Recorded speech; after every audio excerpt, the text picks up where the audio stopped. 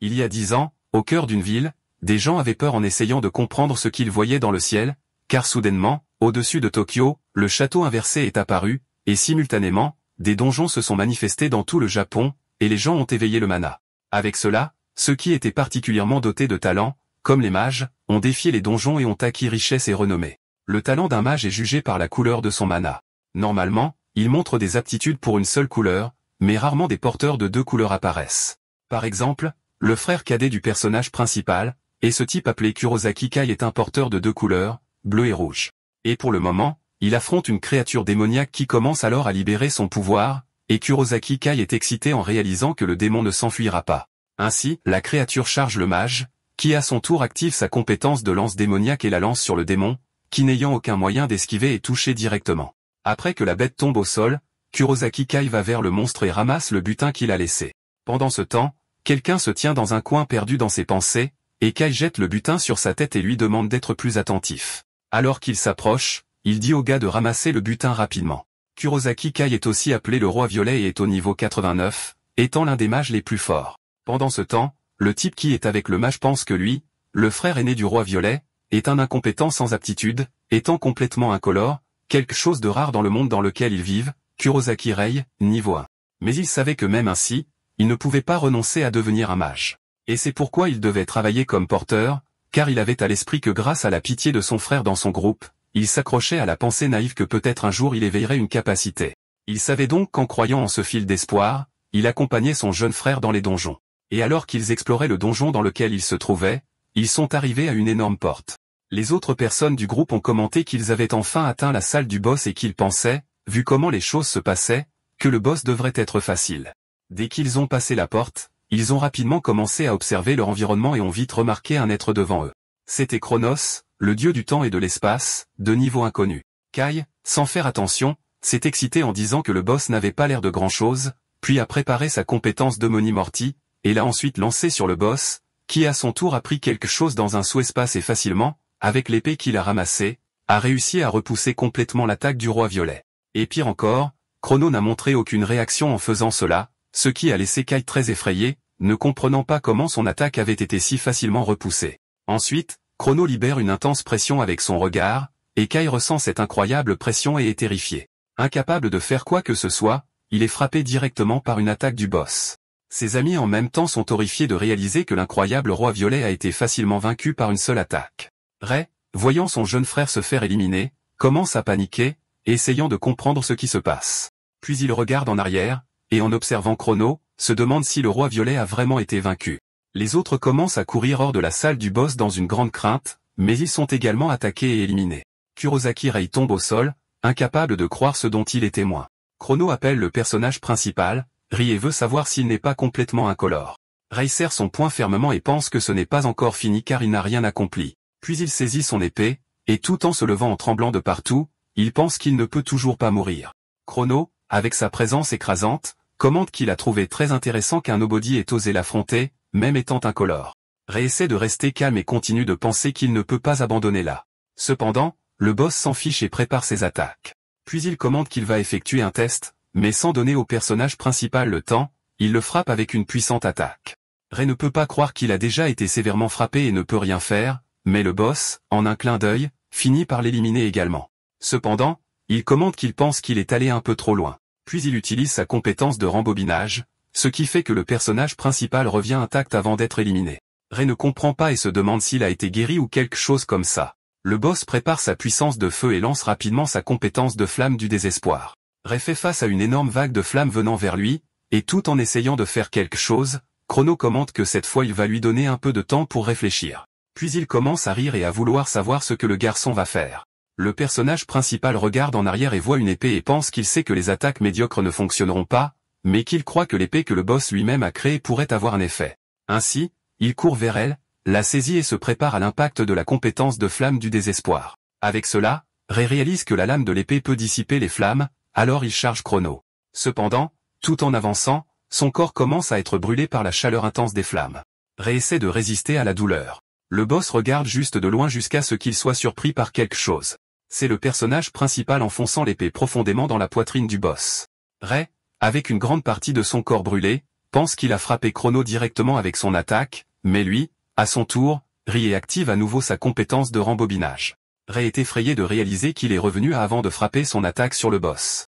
Alors que sa blessure est guérie, Chrono commente au personnage principal que c'était un bon divertissement.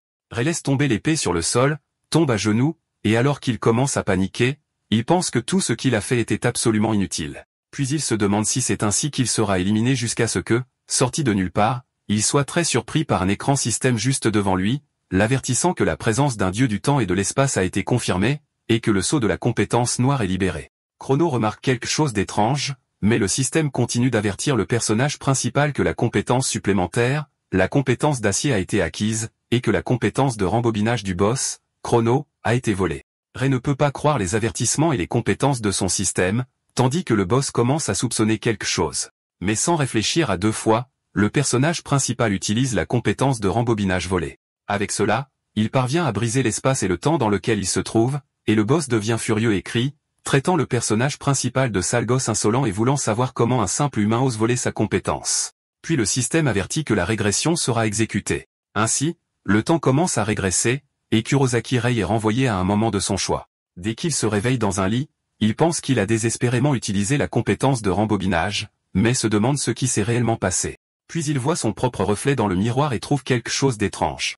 Et alors qu'il s'approche, il s'observe et, très surpris, se demande si c'est sa version plus jeune. Puis il se demande si cela aurait pu être un rêve jusqu'à ce qu'il regarde dehors par la fenêtre et, voyant le château inversé dans le ciel, se demande s'il est encore blanc car il sait que la nuit précédente le château inversé était sombre car il a à l'esprit que le château était complètement blanc jusqu'à il y a 7 ans, mais a été progressivement taché par les ténèbres, et que lorsqu'il a été complètement teint par les ténèbres, la porte du château inversé s'est ouverte, et à travers la porte se trouvait le dieu du temps et de l'espace. Ainsi, Ray commence à comprendre. Puis il se souvient que dans le combat avec Chrono, il lui a volé la compétence de rembobinage. Puis il prend son téléphone et dès qu'il voit la date, conclut que c'est comme il l'avait pensé. Et en regardant son reflet dans le miroir, pense qu'il est remonté 7 ans en arrière, car il a rembobiné vers le passé.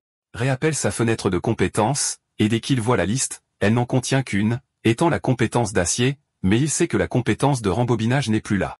Cependant, toujours excité, il sait qu'au moins sa compétence d'acier reste. Le personnage principal a également à l'esprit que pendant 10 ans, il n'a jamais réussi à acquérir une seule compétence, mais pour le moment, il sait que s'il a cette compétence, tout sera différent jusqu'à ce qu'un message arrive. Et dès qu'il le voit, il devient un peu appréhensif car il a régressé au jour de l'examen de mage. Dans la municipalité de Chiyoda, devant la gare de Tokyo, siège de l'association des mages, Ray a à l'esprit que c'est l'agence nationale qui supervise les mages qui effectuent des missions dans les donjons. Et dès qu'il y entre, en regardant autour de lui, il réalise que l'agence a l'air flambant neuf car il y a une différence de 7 ans. Et donc il pense que cela a parfaitement du sens jusqu'à ce que quelqu'un s'approche en l'appelant incolore et voulant savoir ce qu'il fait là. Ce sont Wak et Goto. Ray pense qu'il sait que ces types sont les laquais de son frère. Goto serre le personnage principal dans ses bras et demande s'il va repasser l'examen, tandis qu'Wak précise que peu importe combien de fois le personnage principal passe ce test, un incolore sera toujours un nobody. Ray pense qu'ils ont raison car il sait que ce n'est pas la première fois qu'il passe l'examen de mage. Et comme il était incapable d'abandonner l'idée de devenir un mage, il a continué à passer l'examen encore et encore, même en sachant que cela pourrait être inutile. Alors, il retire de force la main de Godo et leur demande d'arrêter de l'embêter. Et dès qu'il s'éloigne, Wang veut savoir comment un simple incolore peut les ignorer de la sorte, tandis que Godo se demande ce qui est arrivé au MC. Ailleurs, l'inspectrice d'examen et mage de rang B, Inarena, analyse des papiers. Et dès qu'elle voit une certaine personne, elle veut savoir s'il est de nouveau là. Puis elle prend une profonde inspiration et explique clairement à l'animateur que même s'il ne s'agit que d'un examen, elle pense qu'il finira par mourir un jour. Ray rit et commente que cette fois, tout fonctionnera. Dès qu'ils entrent sur le site de l'examen, l'inspectrice veut savoir s'il ne veut vraiment pas qu'elle lui explique les détails. Il continue de regarder l'entrée du portail et répond oui. Dès qu'il le traverse, il pense qu'il doit collecter 3 pierres magiques sur les gobelins pour réussir, et que normalement, pour quelqu'un qui a éveillé une capacité, ce serait du gâteau. Puis il pense que cela prendra fin une fois pour toutes. Il ne faut pas longtemps pour qu'une créature sinistre commence à s'approcher. Ray réfléchit qu'avec un incident qui s'est également produit dans le futur, il sait que l'apparition d'un monstre qui ne devrait pas se trouver dans un donjon de niveau 1, puisqu'il fait face à un gobelin à capuche rouge de niveau 37. Hinata n'arrive pas à y croire et hurle en voulant savoir pourquoi un monstre de niveau 37 serait là. Alors, elle équipe son épée et, tout en chargeant la créature, crie au MC de courir. Effrayé, Ray pense que non, car la différence de niveau est bien trop grande puisqu'il a en tête que dans le monde d'avant le rembobinage, l'inspectrice Hinata ne pouvait pas gagner contre le capuche rouge. Alors, elle commence à avoir du mal à défendre les attaques de la créature, et dès qu'elle réalise qu'elle ne peut plus continuer à défendre, elle est effrayée. Bientôt, le gobelin à capuche rouge parvient à briser sa défense et la projette au loin. Rei continue de penser qu'avant, elle se battait pour lui faire gagner du temps pour s'échapper et qu'à cause de cela, elle était tellement blessée qu'elle a dû prendre sa retraite en tant que mage. Alors, Rei pense que c'est de sa faute si, à cause de sa propre incompétence, la carrière de l'inspectrice Hinata a été ruinée. Cependant, il devient sérieux et pendant que le capuche rouge vient vers lui, il se prépare et pense que cette fois sera différente. Puis il lance son poignard et pense qu'il sait que le gobelin capuche rouge a une compétence qui augmente la capacité physique. Et dès que la créature bloque son attaque, il pense que c'est parce qu'elle est si forte que les attaques ordinaires n'ont aucun effet. Alors, il saute et donne un coup de poing en plein milieu du visage du capuche rouge. Puis il espère que cela a fonctionné, mais la créature devient encore plus furieuse et prépare son attaque. Cependant, le capuche rouge ressent quelque chose d'étrange et devient confus, essayant de comprendre ce qui s'est passé. À ce moment-là, une notification du système apparaît informant le MC qu'il a volé la compétence d'amélioration corporelle du capuche rouge et que maintenant sa capacité physique a augmenté. Puis il observe le capuche rouge et le frappe juste après. Et dès qu'il l'élimine, il commente que maintenant qu'il a volé sa compétence, il pense que ce n'est rien de plus qu'un morceau de viande sans valeur. L'inspectrice, voyant cela, est perplexe et se demande comment le MC a réussi à vaincre un capuche rouge d'un seul coup. Rei prend une profonde inspiration et pense que, comme prévu, sa capacité à voler d'autres capacités est vraiment un pouvoir incroyable. Hinata va vers lui, l'appelle et lui demande comment il a réussi à faire ça. Il se sent très embarrassé et pense que pour l'instant, il vaut mieux ne rien mentionner de ses capacités noires. Alors il répond que ce n'était qu'une coïncidence, ce qui rend l'inspectrice furieuse, lui demandant d'arrêter de mentir. Cependant, elle change de sujet et commente que puisque des irréguliers ont émergé, elle pense qu'il est préférable que l'examen soit annulé car elle doit le signaler à l'agence. Jusqu'à ce que l'animateur se retourne car il remarque quelque chose par terre et en ramassant une goutte laissée par le capuche rouge, il sait que ce n'est pas encore le moment pour les irréguliers d'apparaître, mais il commente à Hinata qu'il a encore besoin de 2 monostones. Elle se retourne immédiatement et hurle furieuse que ce n'est pas le moment de penser à quelque chose comme ça. Cependant, quelque chose commence à s'approcher lentement, et dès que Rei se retourne pour voir ce que c'est, il voit des gobelins et pense que c'était juste au moment où il en avait le plus besoin. Les créatures s'en moquent et chargent vers l'avant. Mais avant qu'ils ne puissent lancer une quelconque attaque, ils sont complètement éliminés d'un seul coup. Hinata est de nouveau surprise. Rei ramasse les monostones tombés et demande à l'inspectrice s'il peut les garder. Elle ne sait pas quoi répondre. Plus tard, à l'entrée du siège principal de l'association des mages, l'inspectrice Hinata remet la licence de mage à l'animateur et dès qu'il la prend dans sa main, il continue d'observer. Puis il commence à penser qu'il a fallu beaucoup de temps pour que ce moment arrive puisqu'il sait qu'il n'était pas capable d'abandonner son rêve de devenir mage. Il sait aussi qu'il n'était qu'un porteur pendant 10 longues années, mais maintenant il pense qu'il est enfin devenu un mage jusqu'à ce qu'il entende Hinata lui demander de voir les détails concernant l'échange des monostones. Rei a en tête que les monostones tombent des monstres et qu'ils sont également une source précieuse d'énergie qui n'émet pas de dioxyde de carbone et qu'ils peuvent également être vendus à l'association. Dès qu'il observe les détails, Rei pense que puisqu'il a vaincu un monstre de rang A, il sait que cela serait une source généreuse de profit.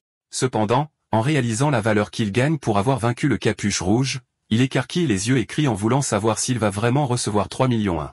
Hinata répond, oui, parce qu'après tout, il a vaincu un capuche rouge. Rei, toujours incrédule, commente qu'il n'avait aucune idée que les mages gagnaient une somme d'argent aussi énorme. L'inspectrice rit et précise que si c'est lui, elle pense qu'il en recevra encore plus bientôt. Pendant qu'elle continue de rire, l'animateur se souvient de quelque chose et commente qu'il a une requête à faire. Après être allé dans un lieu réservé et devant un portail, Rei lève la main et voit que l'endroit est bien réservé pour lui. Puis il pense que jusqu'à présent, il ne pouvait même pas rêver d'entrer dans un donjon solo. Puis il se souvient de l'inspectrice hospitalisée après avoir affronté le capuche rouge avant le rembobinage et que maintenant elle est saine et sauve. Alors, il est content et pense que maintenant il peut changer le futur jusqu'à ce que, sorti de nulle part, quelqu'un utilise une compétence de main de mana et attrape le MC. Quelqu'un s'approche voulant savoir ce que Rei pense faire là. Ce sont Godo et Wak, qui veulent savoir comment un incolore comme le MC pense avoir le cran d'affronter un donjon solo, et si par hasard il sait que c'est contre les règles. Rei dit qu'il a réussi l'examen de mage et que par conséquent, il a la permission d'entrer dans un donjon solo. Goto n'aime pas du tout entendre ça et demande au MC d'arrêter de dire des bêtises. Wak, cependant, attrape la tête de Rei et exige furieux qu'il montre alors ses capacités. Rei, tout en canalisant son pouvoir, pense que la capacité d'Wak est celle qui comprime le mana en forme physique, étant la main de mana, et c'est pourquoi il sait que l'amélioration corporelle extrême qu'il a volée au capuche rouge ne suffira pas à s'en débarrasser.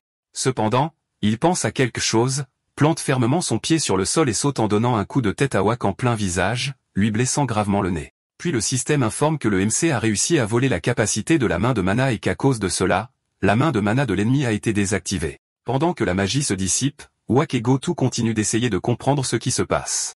Sans hésitation, réactive sa technique de main de mana volée et attrape Wak de toutes ses forces. Il commence à transpirer froid et, incrédule, demande au MC s'il a vraiment éveillé des capacités. Godo profite du fait que Rei est occupé et charge vers l'avant, disant qu'il ne devrait pas penser à s'exciter pour si peu. Et à mesure qu'il approche, il prépare sa boule de feu. Réactive sa capacité d'amélioration corporelle extrême et dissipe complètement l'attaque de boule de feu de Godo. Il n'arrive pas à croire que son attaque ait été si facilement dissipée. Le MC profite de l'ouverture et charge de toutes ses forces, assénant un coup de poing à Godo et le projetant durement contre le mur. Wak est encore plus surpris de voir que le MC a également obtenu une amélioration corporelle. Ainsi, les deux continuent de regarder et déchaîner son incroyable pouvoir et demandent s'il pourrait vraiment être un mage à deux couleurs. Le MC prend une profonde inspiration et répond non, et tout en canalisant un nouveau pouvoir dans sa main, le système notifie qu'il a volé la capacité de boule de feu de Godo. Avec cela, Rei, tout en tenant sa boule de feu, leur fait comprendre à tous les deux qu'ils ont oublié de mentionner une capacité de plus. Godo n'arrive pas à croire que le MC possède apparemment une troisième couleur car il n'a jamais entendu parler d'une telle chose. Rei prépare son attaque et la lance ensuite sur son adversaire, qui doit sauter sur le côté pour éviter d'être touché. À ce moment-là, Wak réalise que la compétence de main de mana qui le retenait a été défaite. Le MC, tout en préparant à nouveau sa compétence de boule de feu, veut savoir s'ils veulent toujours continuer le combat. Wak et Gotou se regardent un bref instant puis s'enfuient en hurlant et en suppliant le MC de leur pardonner. Rei pousse un soupir de soulagement et pense que si son frère découvre ça, ça ne se terminera pas bien, car il a toujours été traité comme le petit chien de son frère. Puis il pense que si Kai découvre qu'il a éveillé une compétence, il va sûrement le traquer, surtout que son frère a déjà atteint le niveau 50, ce qui fait de lui l'un des plus forts de l'ère moderne. Cependant, il sait aussi que Kai n'est pas le seul dont il doit se méfier, car bientôt un certain donjon sera déverrouillé. Ainsi, il se tient devant l'entrée du donjon et conclut que pour l'instant, il doit augmenter son niveau par tous les moyens possibles.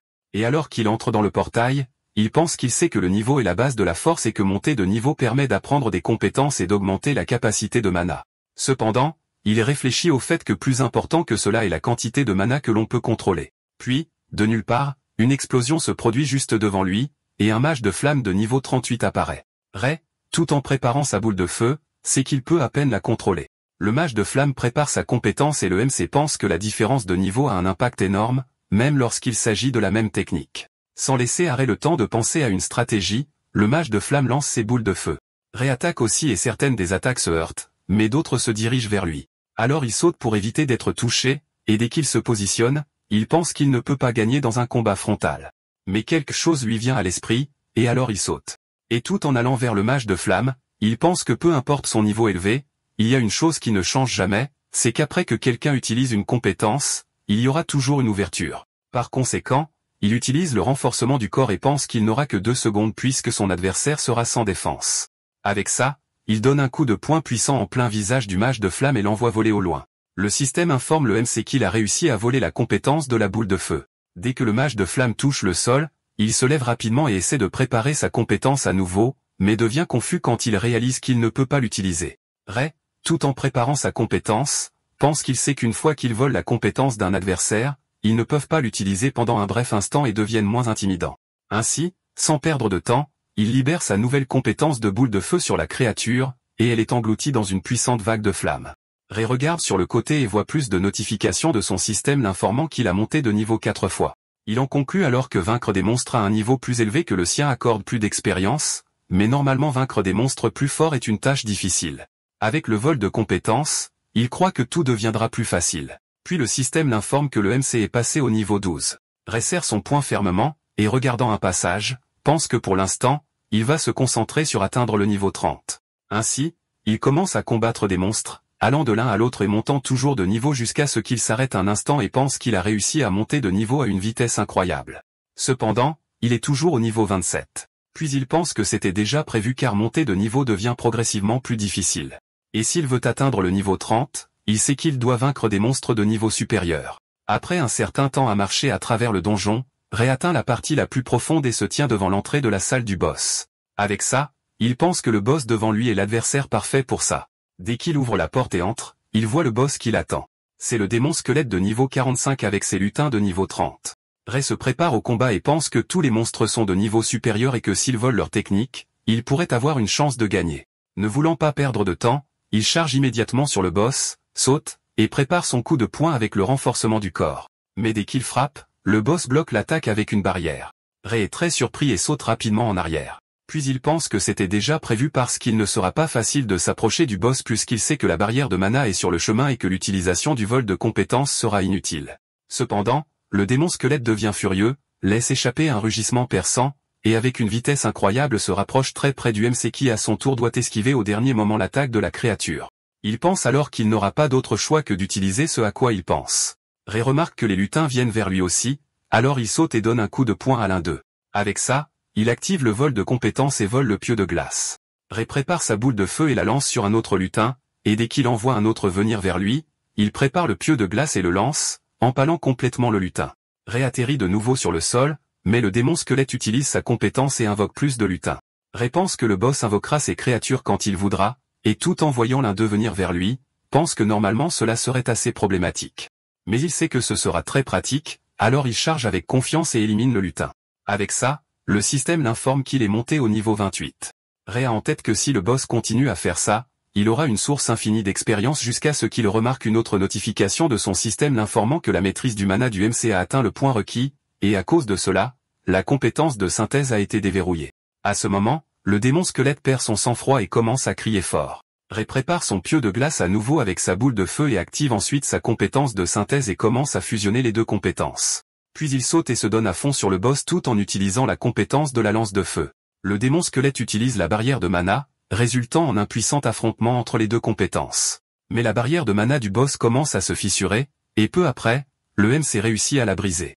Il utilise ensuite sa compétence d'amélioration du corps et donne un coup de poing puissant directement au visage du démon squelette. Alors que le boss est étourdi par le coup, Ray pense que les améliorations protégeant le boss ont disparu, et sans réfléchir à deux fois donne son coup de lance de feu, brûlant complètement le boss, qui lâche alors une monostone, et le système notifie que le MC est monté de niveau plusieurs fois, atteignant le niveau 33. Ray pousse un soupir de soulagement et pense à sa compétence de synthèse, qui est une technique avancée qui combine des compétences pour en créer des encore plus fortes et qui devient utilisable vers le niveau 30. Ainsi, après avoir ramassé le butin laissé par le boss, il s'assoit sur le sol et pense qu'il avait des doutes quant à savoir s'il pouvait vaincre son adversaire. Alors il se sent très soulagé en pensant qu'à la fin tout a fonctionné jusqu'à ce qu'il soit surpris de voir une notification du système l'informant que le niveau requis a été atteint et que la limite de compétences acquises par le vol de compétences a augmenté, et maintenant les emplacements de compétences disponibles sont passés à 5.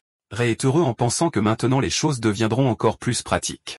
Après un certain temps, dès qu'il quitte le donjon et retourne à l'entrée de l'agence, il remet la monostone qu'il a obtenue. Hinata est très impressionnée et crie en voulant savoir si le MC a vraiment réussi à vaincre le démon squelette seul et est encore plus surprise d'apprendre que Ray est déjà au niveau 33 en seulement une journée. Il devient embarrassé et commente qu'il pense que c'était juste une question de chance. Hinata devient un peu méfiante et commente que monter de niveau au-delà de 30 en une seule journée, cette soi-disant chance dont il parle est un peu au-delà du plan existentiel dans lequel ils vivent. Ray donne juste un rire maladroit. L'inspecteur souligne également qu'avec son niveau actuel, il peut devenir un mage de rang B sans délai jusqu'à ce que Kurosaki Kai arrive et soit surpris de voir son frère là. Alors, avec arrogance, il veut savoir si son frère est vraiment de rang B parce qu'il ne pense pas qu'un simple petit chien puisse réaliser un tel exploit. Ray n'aime pas du tout entendre ça de son frère. Alors Kai dit à l'inspecteur que Ray n'est pas capable d'utiliser une seule compétence puisqu'il est complètement incolore. Par conséquent, il veut savoir si elle dit vraiment que son frère est maintenant de rang B. Hinata répond non, mais dit que Ray a été capable de vaincre un chaperon rouge et le démon squelette seul. Kai n'aime pas beaucoup entendre ça et lance bientôt un regard méchant à son frère. Avec un regard sinistre, il veut savoir si c'est vraiment vrai. Alors il prépare son coup de poing puissant et une explosion se produit à l'entrée de l'agence, laissant les gens autour très effrayés. Le coup de poing de Kai a été bloqué par la barrière de mana de son frère, qui à son tour rit et lui dit qu'il doit être plus prudent. Hinata crie pour attirer l'attention de Kai et lui dit d'arrêter de causer des problèmes. Il lui dit à son tour que cela semble réel qu'il ait éveillé ses compétences. Le MC répond que oui, et Kai précise que juste parce qu'il a une compétence ne signifie pas que son frère peut s'exciter autant. Alors Kai commence à canaliser son pouvoir et souligne qu'il verra par lui-même si son frère est vraiment capable. Hinata devient inquiète et crie en voulant savoir si Monsieur Kurosaki prévoit vraiment un combat là. Kai dit que si son frère incompétent avait atteint le rang B par son propre mérite, cela ne serait pas un problème. Alors, il demande à Ray si ses compétences pour atteindre le rang B étaient des mensonges. L'animateur serre le poing et pense que même s'il refuse la requête de son frère, cela ne fera que retarder le problème. Alors il se remplit de confiance et dit qu'il comprend déjà. Kai n'aime pas l'attitude de son frère et le traite de sacré insolent. Sur ce, ils se rendent dans une arène de l'agence de l'association des mages, et Rei pense que lorsqu'on affronte quelqu'un de plus fort, il faut toujours faire attention à la différence de mana qui peut être contrôlée. Kai se prépare pour le combat avec son frère, et Rei continue de penser qu'il ne doit pas baisser sa garde, même un instant, car il sait qu'avec son niveau 30, son combo est limité à 3 compétences de base. Mais il sait que Kai est niveau 50, et que sa capacité de combo doit être d'environ 5 compétences. Donc, en gros, ce serait une défaite certaine s'il ne comptait que sur ces chiffres, et c'est précisément pourquoi il sait qu'il doit réduire cet écart d'une manière ou d'une autre. Par conséquent, il décide de porter le premier coup avec son pieu de glace. Kai ne perd pas de temps et prépare ses boules de feu, et les deux lancent leurs compétences, qui entrent en collision et une explosion se produit en plein milieu de l'arène. Kai attend que la poussière retombe, mais finit par être très surpris car il voit son frère venir vers lui avec la compétence d'amélioration du corps. Puis il commente qu'à en juger par la couleur jaune de la compétence d'amélioration, son frère ne peut être qu'un manieur de 2 couleurs. Rei se dit qu'après la 4e compétence de son frère, il ne doit plus avoir assez de mana que pour une seule compétence. Alors il prépare sa synthèse de compétences, crée la lance de feu, et charge sur Kai, qui à son tour observe la compétence de son frère et commande sur une compétence qui combine les couleurs bleues et rouges, et qu'en fin de compte, Rei pourrait être un mage de 3 couleurs. Cependant, il fait un sourire sinistre et lance sa compétence de boule de feu sur son frère, le projetant violemment au sol. Rei est effrayé et se demande comment sa lance de feu synthétisée de 2 compétences a perdu contre une compétence de base. Kai, voyant son frère capable d'utiliser des compétences de 3 couleurs, commente qu'il comprend maintenant pourquoi son frère était si excité, mais précise qu'il est à un niveau très différent de lui. Puis il prépare à nouveau sa boule de feu et crie en disant à Rei de commencer à danser. Par conséquent, il lui lance plusieurs boules de feu, qui à son tour doit courir sur le côté pour éviter d'être touché par les boules de feu. Mais en courant, il prépare à nouveau sa lance de feu et la lance. Kai prépare sa boule de feu et la lance contre la compétence de son frère. Sa boule de feu parvient à neutraliser celle de Rei et fonce droit sur lui. L'animateur est obligé d'utiliser rapidement sa barrière de mana, mais la boule de feu de Kai est plus forte et parvient à briser la barrière, projetant Rei violemment au sol. Kai se contente de rire, voyant que son frère a des difficultés, tandis que Rei commence à s'énerver, jusqu'à ce que Kai fasse un signe de la main demandant à son frère de baisser la tête, car ainsi il pourrait pardonner ce qu'il a fait.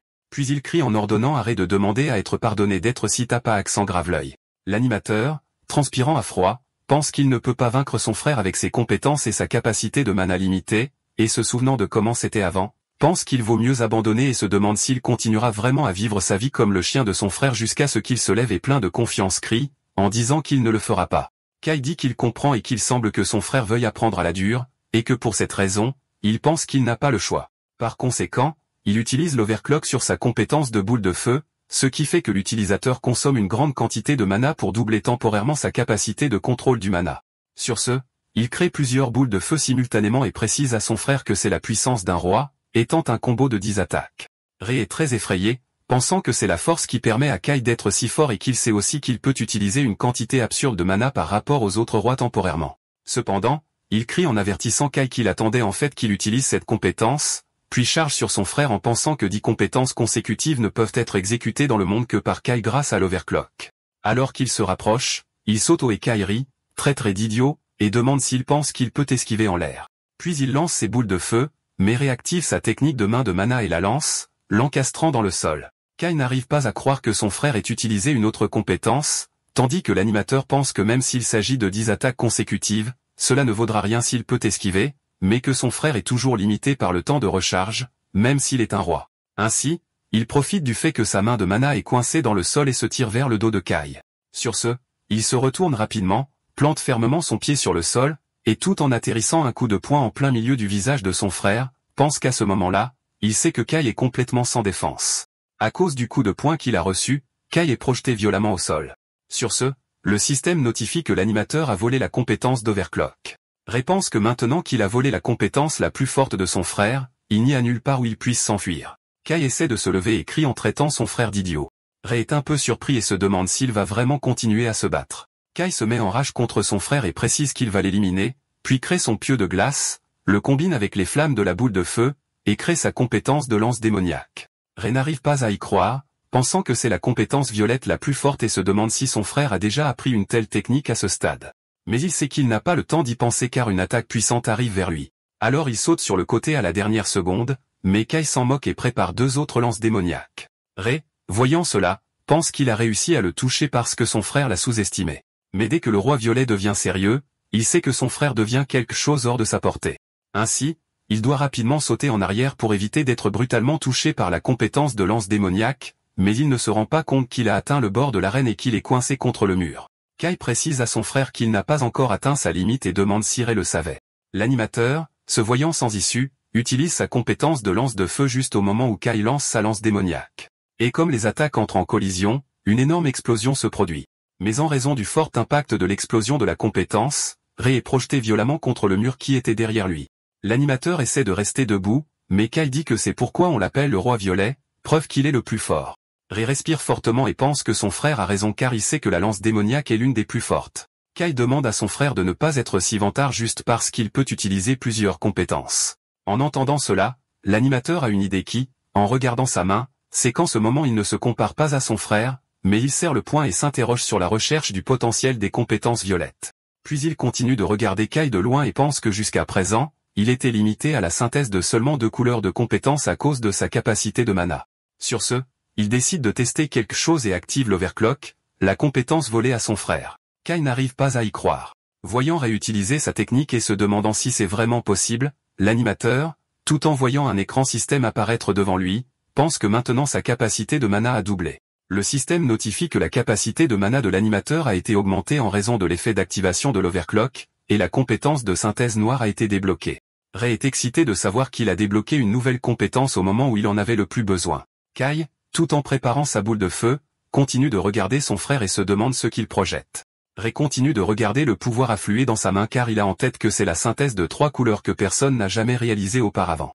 Ainsi, il commence à fusionner la compétence rouge avec le bleu, et enfin, la compétence jaune, formant un nouveau pouvoir sombre, la flamme abyssale. Kai n'arrive pas à croire qu'il voit un pouvoir de mana noir. Ray pense que les couleurs de mana de base sont le bleu, le rouge et le jaune, et qu'il a toujours entendu des gens dire qu'il n'était pas fait pour aucune de ces 3 couleurs. Mais il sait que ce n'était pas le cas car il a déjà consommé ce mana. Alors il sait qu'il est un mage noir. Kai s'inquiète, et tout en lançant, sa compétence demande à son frère de rester à l'écart. Mais Ray s'en moque et va à l'encontre de la compétence jusqu'à ce qu'il réalise le bon moment pour faire un mouvement et dissipe complètement l'attaque de son frère avec sa compétence. Et tout en chargeant sur Kai, il continue de crier que c'est impossible. Ray continue d'avancer, et Kai s'inquiète encore plus et crée à nouveau sa compétence. Mais avant qu'il ne puisse la lancer, Ray est très proche, prépare son attaque de flamme abyssale, et dès que les 2 compétences entrent en collision, Kai n'arrive pas à croire que sa compétence était inutile, et une explosion se produit. Ray attend que la poussière retombe, et dès qu'elle se dissipe, il voit son frère tomber au sol. Très épuisé, il tombe à genoux et pense qu'il a enfin réussi à le vaincre jusqu'à ce qu'il voit une notification du système l'informant que la compétence de flamme abyssale a été obtenue grâce à la synthèse noire. Ray continue de penser à son pouvoir formidable jusqu'à ce que l'inspecteur Hinata ouvre la porte de la salle de l'arène et veut immédiatement savoir si Ray va bien. Un peu gêné, il répond oui, mais très surpris qu'elle veuille savoir quelle compétence il vient d'utiliser. Ray pense qu'il était déjà prévu qu'il ne puisse plus cacher sa situation, alors il tend sa main. Et alors qu'il canalise son nouveau pouvoir, il commente qu'il pense que cela semble être une compétence noire. Hinata est très surprise et dit ensuite qu'elle pense que si c'est vrai, ce serait une première mondiale. Ray veut savoir s'il sera obligé de signaler à l'association sa compétence noire comme il le souhaitait, si possible, de garder ce pouvoir secret. Hinata est confuse face à la demande de Ray, mais souligne que cela reviendrait à perdre une belle opportunité. Ray ne comprend pas non plus et lui demande d'être plus clair. Hinata dit que le mage le plus fort de chaque couleur reçoit le titre de roi, mais que, bref, puisque Lancé est le seul mage noir au monde, il serait considéré comme le roi noir. Ray continue d'y penser, mais finit par dire que pour l'instant, il pense que cela ne l'intéresse pas et pense que ce n'est pas comme si son niveau allait soudainement augmenter juste en devenant roi jusqu'à ce qu'il regarde sur le côté et voyant son frère vaincu au sol, il veut savoir s'il va bien. Hinata dit qu'il est un roi et donc se rétablira bientôt même avec toutes les blessures, mais elle précise que même ainsi, elle l'emmènera à l'infirmerie jusqu'à ce que leurs 2 téléphones reçoivent un message et Ray n'arrive pas à croire ce qu'il voit. Comme il s'agit d'une alerte d'un donjon qui est apparu à l'entrée ouest du parc d'Ikebukuro et le niveau recommandé est de 70. Hinata n'arrive pas à le croire non plus, mais Ray sait que le moment est venu parce qu'il a en tête que c'est le donjon d'Ikebukuro et son niveau recommandé est de 70, et que même si la plupart des rois sont autour du niveau 50, dans la première semaine, ils ont réalisé à quel point ils étaient faibles, et par conséquent, le donjon d'Ikebukuro a été abandonné. Cependant, c'était le point de départ d'une tragédie puisque la rupture du donjon s'est produite. Ray sait qu'à cette époque, quelque chose comme ça était encore inconnu, et que si un donjon n'est pas conquis dans un certain temps, les monstres sortiront du portail. Avec cela, le donjon d'Ikabukuro a été la première rupture enregistrée. Et à cause de cela, la ville de Tokyo s'est remplie de monstres. Beaucoup de gens ont perdu la vie. Rei sait qu'il ne peut pas permettre à cette tragédie de se répéter et qu'il doit arrêter l'effondrement du donjon d'une manière ou d'une autre.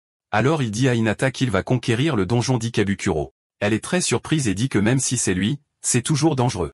Ensuite, elle explique que seuls les mages d'au moins rang A sont autorisés à entrer dans un donjon avec un niveau recommandé supérieur à 50. Rei pense qu'il a de la chance car il reste encore du temps avant que le donjon ne s'effondre. Alors il veut savoir si le prochain examen de rang A est la semaine prochaine. Hinata, un peu intrigué, répond que oui. Par conséquent, Lancé dit qu'il atteindra le rang A à temps pour l'examen. Hinata est surprise et dit que c'est logique car avec ses compétences, elle pense qu'il n'aurait aucun problème à réussir l'examen. Rei veut savoir s'il y aura un problème. Hinata explique que pour passer un examen de promotion pour le rang A, il est nécessaire de terminer d'abord un donjon de rang B en groupe, et qu'en d'autres termes, Lancé devra trouver un groupe en une semaine et terminer un donjon de rang B. Après cela, un certain temps passe, et Lancé est dévasté sans aucun espoir car il a complètement oublié ce que l'inspecteur Hinata avait dit à propos de lui devant former un groupe. Et dès qu'il clique sur les messages sur son téléphone, il voit plusieurs personnes voulant savoir pourquoi il le rejoindrait, un incolore complet. Puis il pense qu'apparemment les nouvelles sur le fait d'être incolore se sont déjà répandues. Il sait aussi qu'il a une semaine pour explorer un donjon de rang B inexploré et qu'il pense qu'il sera très probablement difficile de le terminer seul. Par conséquent, il prend une profonde inspiration et se demande ce qu'il va faire jusqu'à ce qu'il entende quelqu'un appeler une autre personne. C'est une femme avec deux autres amis qui dit à une autre personne qu'elle peut parier qu'elle va la faire travailler dur. Le MC regarde les trois qui parlent grossièrement à l'autre et se demande ce qui se passe. La femme précise qu'elle a autorisé l'autre fille à les rejoindre car elle a entendu dire qu'elle était une maniante de 2 couleurs, mais que sa compétence de feu est nulle. La fille s'excuse.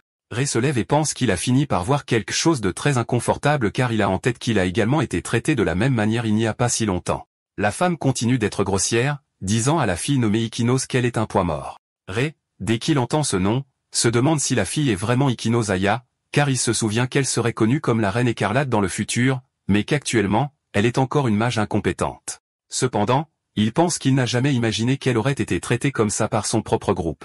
Ikinos dit que si elle est renvoyée du groupe, elle ne pourra pas couvrir les frais médicaux de sa sœur, alors elle crie qu'elle fera de son mieux la prochaine fois. La femme dit à Ikinos de le prouver pendant le raid qu'ils auront plus tard. Sinon, elle finira à la rue. Ikinos répond que oui et qu'elle fera de son mieux. Ainsi, il commence à partir et Rei continue de se demander si tout ira bien. Après cela, Lancé se dirige vers sa maison. Et assez intrigué, il pense qu'Ikinos deviendra la Reine Écarlate dans quelques années. Mais il sait qu'avant d'atteindre ce point, il semble qu'elle ait traversé plusieurs épreuves car, comme il se souvient, elle a vécu un incident vers cette même époque où elle a été gravement blessée lors d'une bataille contre un boss et est tombée dans le coma pendant plusieurs années. Jusqu'à ce que, tout en pensant à tout cela, il se souvienne d'une chose de plus et se demande si probablement cet incident ne se produirait pas dans la rage qu'elle allait faire avec les autres. Il sait qu'il n'en est pas sûr, mais il ne semble pas qu'elle soit normale.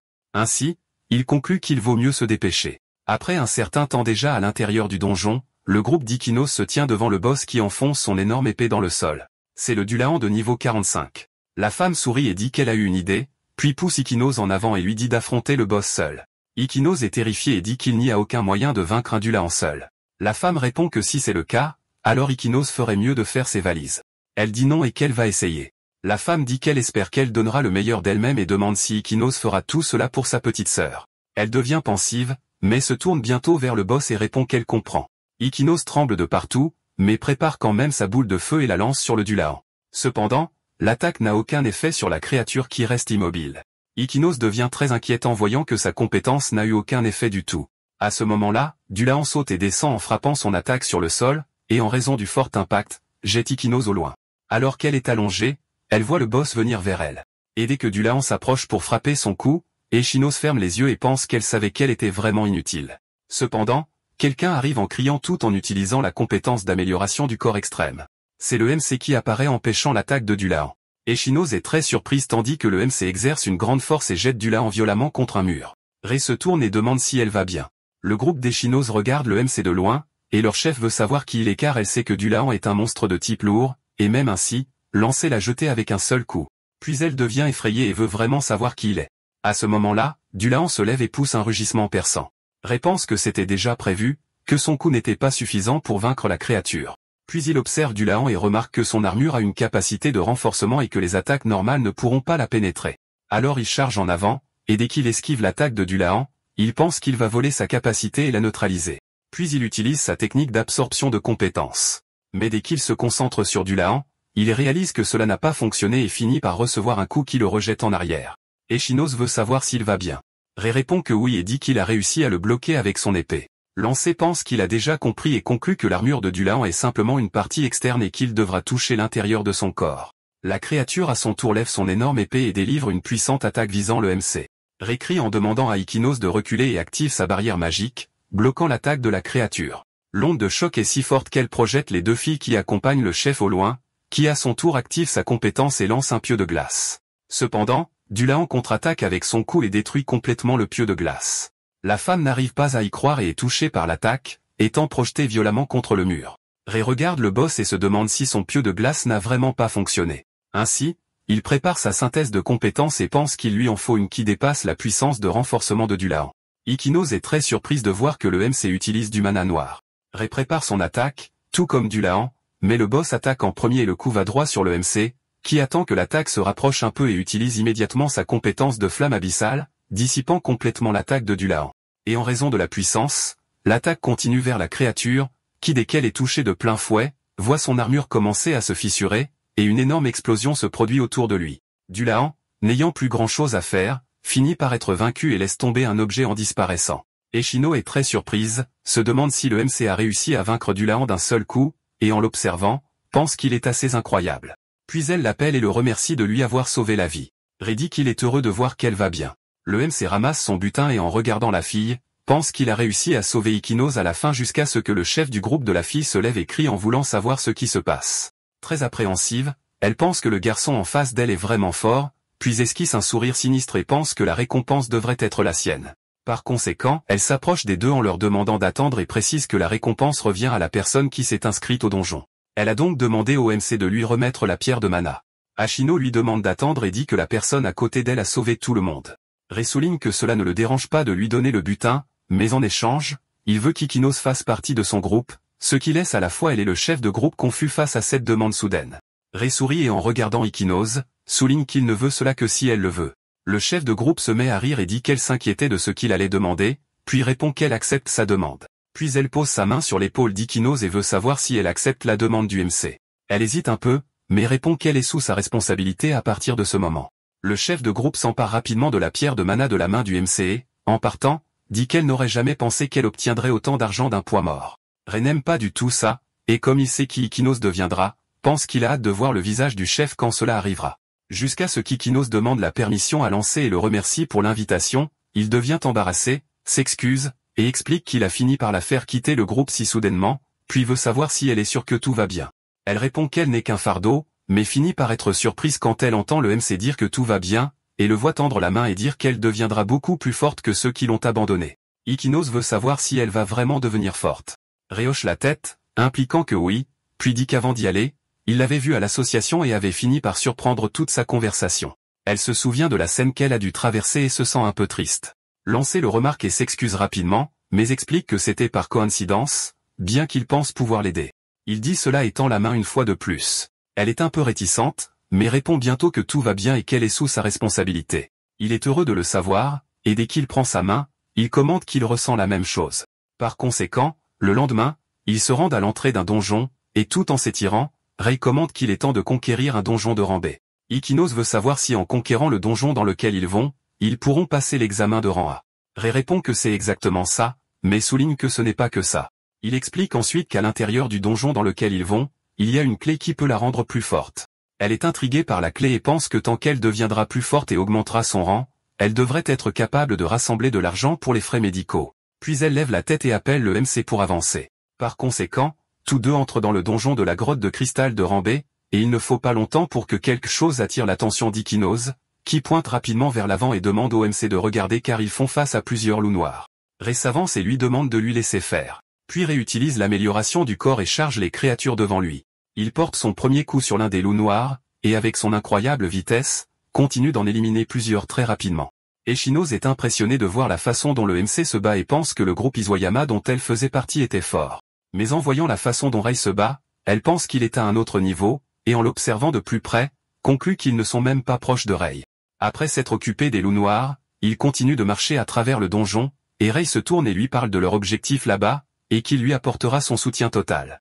Ichino s'avance et répond qu'elle comprend. Par conséquent, tout en se positionnant, elle pense que vaincre plusieurs monstres est la stratégie pour monter de niveau rapidement, mais garde à l'esprit qu'au début, elle ne peut utiliser que des attaques de base. Cependant, en voyant plusieurs créatures s'approcher, elle pense qu'elle doit essayer de changer cela, alors elle lance sa boule de feu sur les créatures qui s'approchent. Rei regarde de loin pendant qu'elle se bat et pense que c'est un test pour Ichinoz, mais il veut vraiment savoir si elle réalisera sa véritable arme.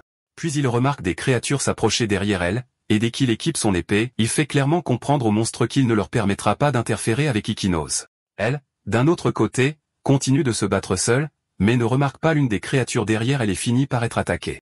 Ichinoz regarde autour d'elle et pense que peu importe le nombre qu'elle en vainc, il continue d'apparaître et d'attaquer. Puis elle prend une grande inspiration et réfléchit que si elle continue à ce rythme, elle craint que son mana ne s'épuise rapidement. Puis quelque chose lui vient à l'esprit, et elle se tourne immédiatement et voit et combattre des monstres. Alors qu'elle le regarde en action, elle pense qu'elle sait qu'il essaie de faciliter les choses, alors elle conclut qu'elle doit cesser de se lamenter car elle doit répondre à ses attentes.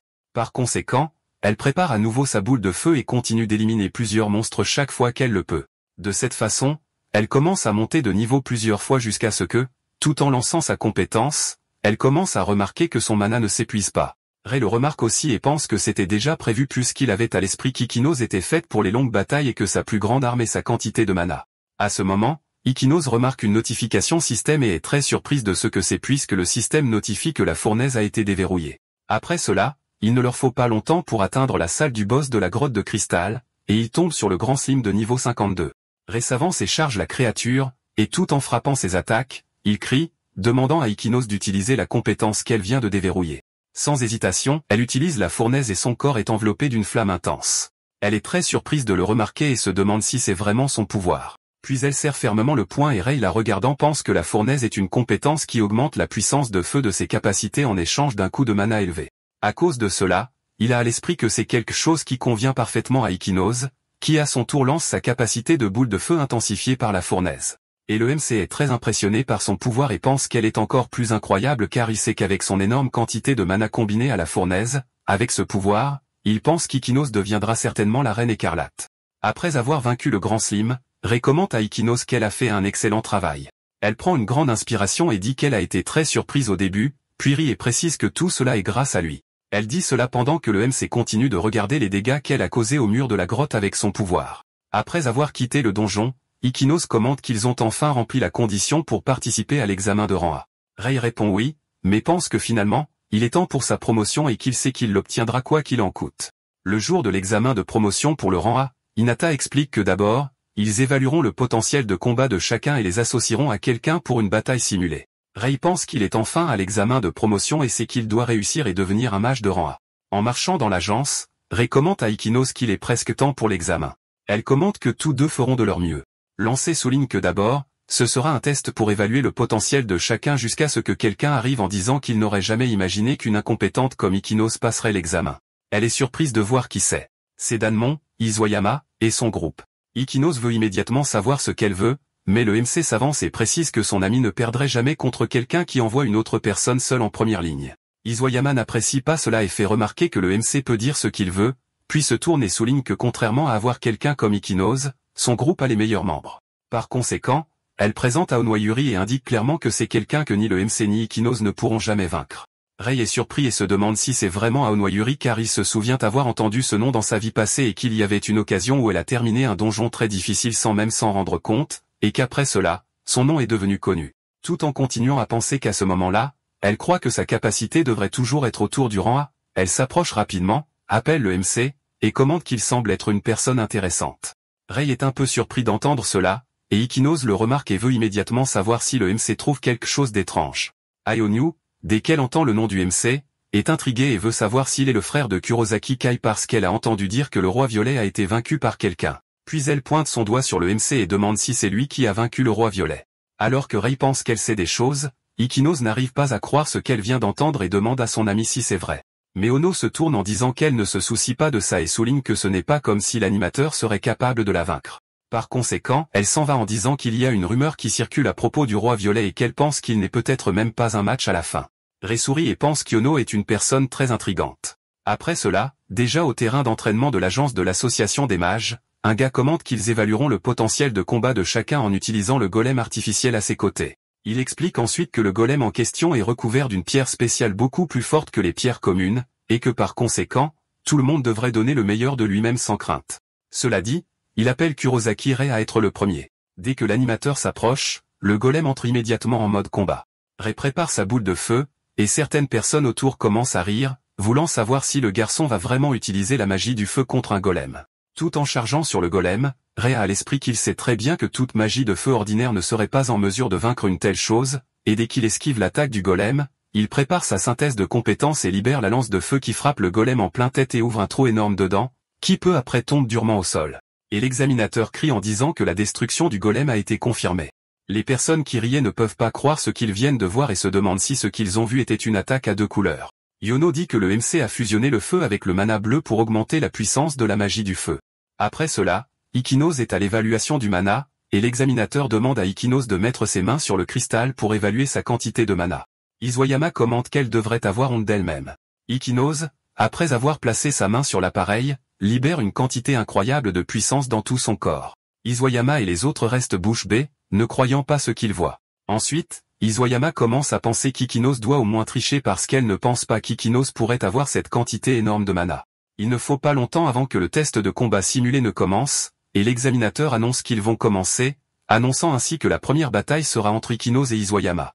Alors qu'Ikinos prend une profonde inspiration pour se concentrer sur la bataille, Ikinos pense qu'elle montrera à tout le monde la fraude qu'est Ikinos dès que l'instructeur criera en leur demandant de commencer.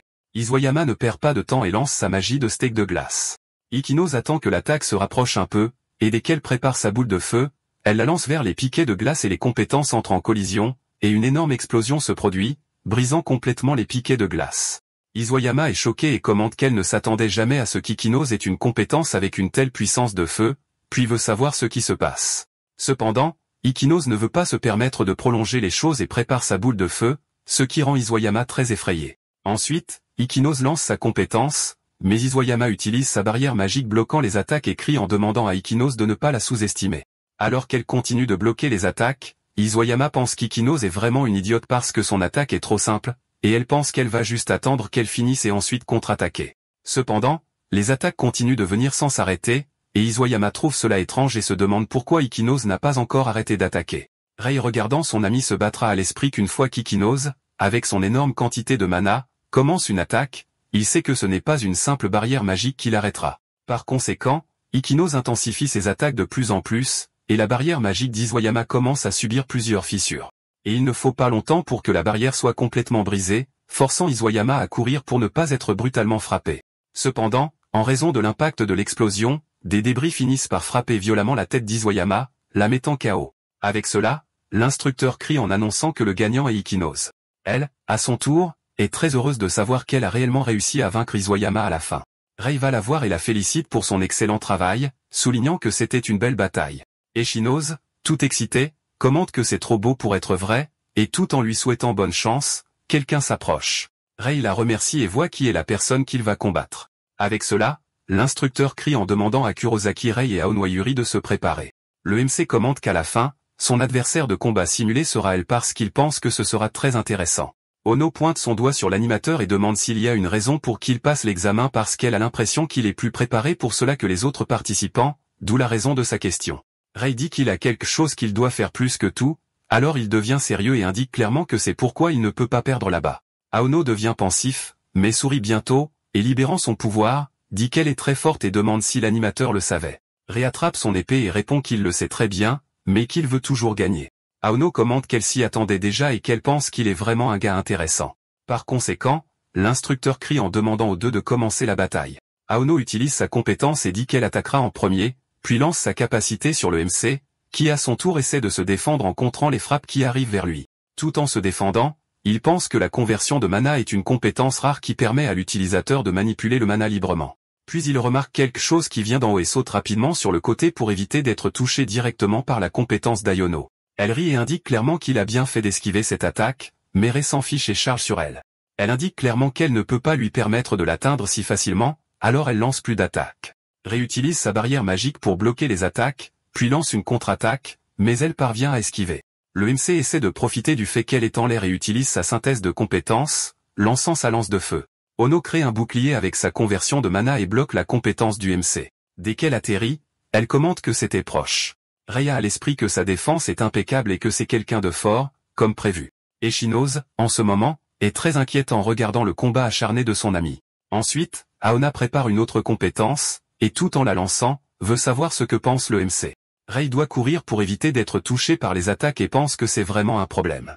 Yona veut savoir si Rei pense vraiment qu'il la vaincra en courant de gauche à droite, puis tire à nouveau sa compétence dans sa direction et crie que c'est échec et mat. Cependant, il utilise l'amélioration extrême du corps et contre toutes les attaques qui arrivent vers lui. Elle le regarde de près et se rend compte qu'il utilise l'amélioration du corps, alors elle devient très excitée et commence à sourire. Elle dit alors que c'est la première fois qu'elle voit quelqu'un avec 3 couleurs de mana, mais indique clairement qu'elle peut aussi utiliser l'amélioration du corps.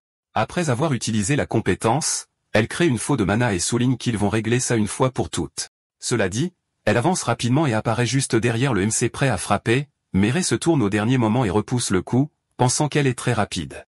Iono s'en fiche et commence à lancer plusieurs attaques consécutives avec sa monocyte, forçant le MC à se défendre du mieux qu'il peut jusqu'à ce qu'elle frappe avec plus de force, et le MC doit sauter sur le côté pour éviter d'être touché. Rei se rend compte que sa puissance est vraiment absurde, mais se rapproche très rapidement d'elle, attrape son bras, et elle indique clairement que c'était un terrible choix pour lui de faire ça. Cependant, Iono ressent quelque chose d'étrange et devient confuse. Le système notifie que son amélioration extrême du corps a été absorbée, alors elle saute sur le côté réalisant que sa puissance diminue.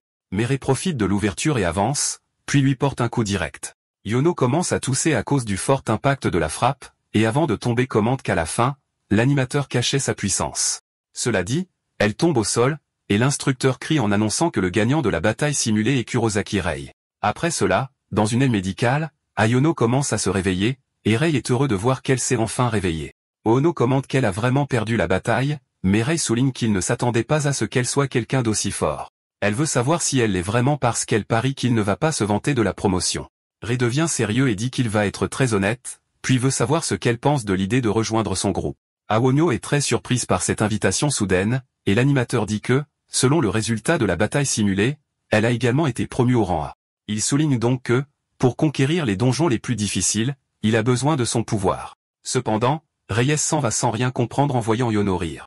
Dès qu'elle arrête de rire, elle souligne qu'il est vraiment un type intéressant. Par conséquent, elle dit que ça lui va et qu'elle pense que les choses pourraient devenir plus intéressantes si elle le suit après tout. Et dès qu'ils se prennent la main, elle précise qu'elle est sous sa responsabilité. Puis, soudain, une forte secousse se produit. Ikinose, très effrayé, veut savoir si c'est un tremblement de terre. Rei regarde dehors et, très effrayé, se demande si c'est bien ce qu'il croit. Pendant ce temps, Chronos, le dieu du temps et de l'espace, est complètement scellé, mais il sourit et pense que le moment est enfin proche. De retour à l'endroit où se trouve l'animateur, dès que la secousse s'arrête, Ikinos veut savoir si c'est vraiment fini. Rei continue de penser au tremblement de terre qu'il vient de ressentir et se souvient que dans son monde précédent, il y a eu de nombreux tremblements de terre avant l'effondrement du donjon d'Ishabukuro, et qu'en gros, il sait qu'en ce moment, ils atteignent la limite de temps. De plus, il garde à l'esprit que la difficulté du donjon d'Ikabukuro est sans précédent à l'époque où il se trouve. Par conséquent, il dit aux deux qu'il a quelque chose à leur dire. Après avoir raconté tout ce qu'il sait, Ikinos est très surprise et veut savoir s'il est vraiment sérieux au sujet de vouloir conquérir le donjon d'Ikebukuro puisqu'elle sait que c'est le donjon le plus difficile de la péninsule japonaise, et par conséquent, elle veut savoir si, même ainsi, ils doivent le conquérir avec seulement eux trois. Agno veut savoir si l'animateur suggère cela à cause du tremblement de terre précédent. Il devient sérieux, répond oui, et explique qu'il a un mauvais pressentiment à ce sujet car il y a eu de nombreux rapports ces derniers temps sur l'apparition de monstres irréguliers et pense également que cela ressemble à un prélude à quelque chose de menaçant. Yono précise qu'elle est d'accord avec toute situation que l'animateur décide d'affronter et pense également que c'est un endroit intéressant où aller après tout. Ikinos se remplit de confiance et promet qu'elle fera de son mieux pour ne pas être un fardeau pour qui que ce soit. Rei respire de soulagement, puis remercie les deux et dit qu'ils vont conquérir le donjon d'Ikebukuro. Le lendemain, à la réception de l'agence de l'association des mages, quelqu'un arrive en appelant l'inspecteur Inata et en disant qu'ils ont une faveur à demander. C'est l'animateur et son groupe, et Rei dit qu'ils veulent conquérir le donjon d'Ikebukuro. Après cela, déjà devant le donjon, Ayono dit qu'elle est vraiment excitée de savoir qu'elle devra affronter un donjon super difficile avec un niveau recommandé supérieur à 70. Ashino suggère que si possible, il serait préférable qu'ils puissent travailler ensemble avec d'autres mages. Rei dit que cela ne peut pas être fait car ils n'ont aucun mage de rang à qui puisse être dépêché immédiatement. Puis il souligne qu'il serait bien que quelqu'un du nom d'Wakawa soit là. L'animateur garde à l'esprit qu'avant sa régression, Wakawa était connu comme le plus haut gradé du Japon, et qu'il pense que cette personne devrait être d'une grande aide à un tel moment puisqu'il garde à l'esprit que si l'effondrement du donjon se reproduit, le dieu de l'espace et du temps, Chronos, apparaîtra. Et précisément à cause de cela, il doit empêcher un tel événement. Par conséquent, il appelle les deux à y aller tout de suite, mais Yona lève la main et dit qu'avant cela, elle a une faveur à demander, puis elle veut savoir si l'animateur peut aussi l'appeler par son prénom. Puisqu'elle pense qu'il utilise son nom de famille est trop formel, Echinos pense la même chose et demande à l'animateur d'y réfléchir. Puis Ikinos sourit et veut savoir si à la fin ils ne sont pas tous amis. Rei aime entendre ça et commente qu'elle a raison. Par conséquent, il appelle Aya et Yuri à conquérir le donjon d'Ikinos. Dès qu'ils entrent, Rei remarque quelque chose devant et voit un démon squelette de niveau 71, qui ne tarde pas à remarquer leur présence. L'animateur, tout en se préparant, pense que c'est un monstre boss dans d'autres donjons, mais que là, le démon squelette apparaît comme s'il s'agissait d'autres monstres normaux. Puis il appelle Aya et Yuri. Les deux crient immédiatement qu'ils sont prêts. Par conséquent, pendant que les trois chargent sur la créature, elle crée une barrière de mana. Rei, tout en utilisant sa synthèse de compétences, pense qu'ils doivent d'abord détruire la barrière de mana. Il lance donc sa lance de feu et se rend compte qu'un seul coup ne suffit pas à détruire la barrière, mais crie ensuite en demandant aux deux d'agir. Par conséquent, il saute sur le côté pendant que Yuri et Aya préparent leurs compétences. Et dès qu'ils se heurtent à la barrière du démon squelette, ils parviennent finalement à la briser. Rei court pour profiter de l'opportunité et frappe le démon, le vainquant et le faisant lâcher une monostone. L'animateur est heureux qu'ils aient vaincu la première créature du donjon, puis va vers ses amis et dit qu'ils ont eu un excellent timing. Yuri commente qu'elle se pose cette question depuis le combat qu'ils ont eu tous les deux, alors elle veut savoir comment l'animateur peut utiliser autant de compétences. Il est un peu surpris par cette question soudaine, mais finit par dire qu'il a une compétence appelée vol de compétences. Ils sont un peu confus et lui demandent d'être plus clair. Rei dit que juste en touchant son adversaire, il est capable de voler la compétence d'une autre personne. Yuri se souvient de quand il se battait et pense que c'est ce qui s'est passé ce jour-là. Pendant que l'animateur dit qu'il a déjà rendu la compétence à Yuri, Aya est impressionnée et se demande si Rei peut vraiment faire ça puisqu'elle sait que bien qu'elle ait été surprise quand il a mentionné le plan de conquérir le donjon d'Ikabukuro, maintenant elle comprend mieux.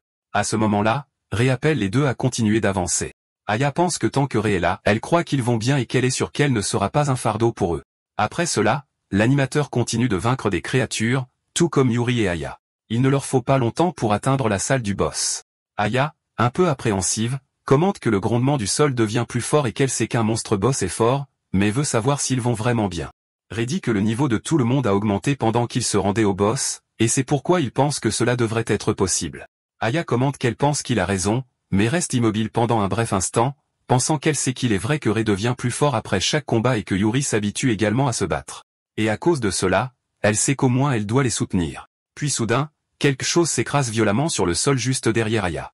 Rei et Yuri se retournent effrayés et quelque chose se dirige rapidement vers Aya, qui sans grand chose à faire est attrapée par quelque chose et emmenée loin de ses amis qui sont laissés en criant d'inquiétude pour elle.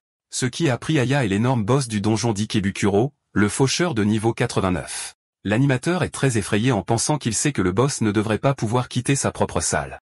Alors il se demande ce qui se passe. Pendant ce temps, à l'endroit où Chrono est scellé, il ne fait que rire. Yuri veut savoir si l'animateur pense que ce qui se passe est vraiment quelque chose de mauvais. Il dit qu'il est vrai que la situation est critique, mais crie que malgré tout, ils devront sauver Aya quoi qu'il arrive. Pendant ce temps, dans le domaine où le dieu du temps et de l'espace est emprisonné, il dit qu'apparemment les monstres ont été libérés et qu'il sait que c'est la limite de ce qu'il peut faire avec son pouvoir actuel. Alors il espère que l'animateur deviendra la première victime de la grande ouverture. Rei crie en voulant savoir si son ami va bien. Emprisonnée, elle essaie de répondre que d'une manière ou d'une autre elle va bien, mais elle pense que bien qu'elle puisse bloquer, elle ne peut pas s'échapper et qu'elle ne voulait pas être un poids mort pour ses amis. Rei remarque qu'elle a réussi à conjurer une barrière de mana autour d'elle, mais pense que même pour Aya, qui a une grande quantité de mana, il y a une limite. Et en l'observant de loin, il sait qu'il doit utiliser sa flamme abyssale, mais pense qu'Aya pourrait être prise dans le feu croisé. Et à cause de cela, il doit trouver un moyen de la sauver. Par conséquent, l'animateur précise à Yuri qu'il va essayer d'attirer l'attention du boss et qu'elle devrait essayer de sauver Aya en attendant. Elle répond que ça lui va et souligne que ce n'est pas comme si elle avait un autre choix. Cela dit, les deux chargent sur le boss, qui essaie rapidement de frapper l'animateur, mais il parvient à esquiver au dernier moment. Rei est effrayé de réaliser qu'une attaque normale de la créature a un tel pouvoir destructeur, alors il pense qu'il n'y a aucun moyen qu'il puisse se permettre d'être touché directement. Après être revenu au sol, quelque chose commence à se produire sur son dos, et un tentacule jaillit du sol en direction de lui. Aya est effrayée, inquiète pour Rei. Le perso principal utilise sa main de mana, agrippe le mur devant lui et se tire pour esquiver le tentacule, puis pense qu'il s'en est fallu de peu. À ce moment, Yuri commente que cette distraction suffit amplement, alors elle saute près d'où se trouve Aya et frappe l'un des tentacules qui essaie d'emprisonner Aya avec sa faux de mana. Cependant, le perso principal et Yuri sont surpris par quelque chose puisque le boss utilise une compétence de renforcement sur l'un des tentacules. Avec ça, Yuri est forcé de reculer, et dès que le perso principal va vers elle, il veut savoir si Yuri va bien. Elle répond oui. Mais pendant que les deux affrontent le boss, elle veut savoir si Rei ne pense pas que quelque chose est étrange. Il est d'accord avec elle et pense que les monstres avec des tentacules ont normalement une faible défense. Cependant, il n'a jamais entendu parler d'un monstre ayant une compétence de renforcement, et en plus de cela, la créature a également quitté sa propre salle, et par conséquent, il pense vraiment que quelque chose est étrange. Pendant ce temps, le dieu du temps d'où il est continue juste d'observer. À ce moment, le perso principal remarque le boss préparer sa prochaine attaque et commente que, malheureusement, ils n'ont même pas le temps de penser. Ensuite, Rei et Yuri doivent se défendre du mieux qu'ils peuvent contre les attaques de tentacules du boss. Aya regarde ça et pense que c'est de sa faute puisqu'elle sait qu'elle a toujours compté sur Rei et qu'il a rendu son combat plus facile. Ensuite, elle frappe sa barrière et pense qu'elle doit faire quelque chose pour les aider jusqu'à ce que Yuri essaie d'appliquer plus de force dans ses attaques et finisse par perdre sa faux de mana et commente qu'elle pense que les choses se compliquent vraiment. Rei commence à s'inquiéter en pensant que leur mana est presque épuisé puisqu'ils se battent tout le temps. Et en regardant Aya, il pense que si le mana de tout le monde était en parfait état, les choses seraient différentes jusqu'à ce qu'il ait une idée. Ensuite, il crie en demandant à Aya d'utiliser sa monofusion sur eux. Elle est un peu confuse et Yuri veut savoir si cette compétence n'est pas inutile car elle consomme une grande quantité de mana pendant qu'il continue de se défendre contre les attaques du boss. Rei a en tête qu'il sait qu'il est vrai que la monofusion était considérée comme inutile dans sa vie antérieure, mais que grâce à un certain mage, la valeur a été inversée et celle qui l'a prouvé était Aya elle-même. C'est elle qui l'a fait dans sa vie antérieure. Elle, à son tour, pense à la monofusion et qu'elle n'a jamais utilisé cette compétence parce qu'elle pensait qu'elle était inutile. Mais elle sait que si Rei lui demande de l'utiliser, alors elle croira pleinement en ses paroles. Par conséquent, elle ne perd plus de temps et utilise sa compétence de fusion de mana qui commence rapidement à aller vers le perso principal et Yuri. Elle est surprise et se demande si son mana est vraiment en train d'être restauré. Rei s'enthousiasme en pensant qu'il sait que la fusion de mana a un effet qui partage le mana de l'utilisateur, étant une compétence que seul un mage avec une grande quantité de mana peut maîtriser, mais il sait aussi autre chose. Aya est impressionnée de savoir qu'elle peut partager son mana avec ses amis. Mais en les voyant seulement se défendre contre les attaques, elle sait que ce n'est toujours pas suffisant. Alors elle en conclut que ça doit être parce qu'elle utilise encore sa barrière. Par conséquent, après avoir réalisé cela, elle dissipe rapidement sa barrière, ce qui attire l'attention de ses amis. Rei est très effrayé et veut savoir pourquoi Aya a dissipé la barrière de mana. Alors elle est immédiatement attrapée par les tentacules du boss. Mais tout en essayant encore de résister, elle utilise sa compétence de fournaise, qui amplifie rapidement les pouvoirs de sa compétence de fusion de mana sur ses amis. Rei crie inquiet pour son ami, mais Aya, presque sans force, dit qu'elle leur laisse le reste. Et dès qu'elle est complètement enveloppée par les tentacules du boss, Rei devient sérieux, appelle Yuri, et sans dire un autre mot, les deux chargent avec tout sur la créature. Yuri a en tête qu'Aya a montré un tel dévouement, et c'est pourquoi elle devra faire de même, tandis que le perso principal remercie son ami de leur accorder plus de force. Par conséquent, les deux vont directement là où Aya est retenue par les tentacules. Et avec leurs deux pouvoirs reconstitués, ils coupent facilement à travers les tentacules du boss comme s'il n'était rien. Avec ça, Rei crie que maintenant ils peuvent simplement forger le chemin qu'ils veulent. D'accord, c'est la fin de l'histoire. Merci d'avoir regardé. À la prochaine.